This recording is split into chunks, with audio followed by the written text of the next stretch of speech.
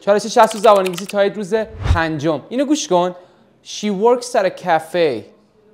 کارشه، تو کافه کار میکنه. She's working at a cafe this summer. اصلا دانشجوه بنده خدا، استثنا این تابستون داره تو کافه کار میکنه. They play football every weekend. آخر هفته همیشه میرن فوتبال بازی میکنن. Yeah, but they're playing football right now. الان هم یکیشون گل زد اتفاقا، همین الان دارن بازی میکنن. He reads before bed. قبل خواب کتاب میخونه. یه روتینه. اوکی. He's reading a book this week. حالا استثناءً مثلا کتاب نمیخونه، حالا این هفته کتاب میخواد بخونه. اوکی. I take the bus to work. با اتوبوس میرم سر کار. یه عادته. I'm taking a taxi today. هر روز با اتوبوس میرم سر کار، ولی امروز استثناءً تاکسی. And we live in Tehran. ما تهران زندگی میکنیم دائمی. We're living in Tehran for a couple of months.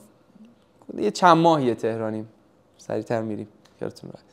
خب اگه میخوای فرق simple present با present continuous متوجه شی، این مثالا رو حتما برامون بنویس.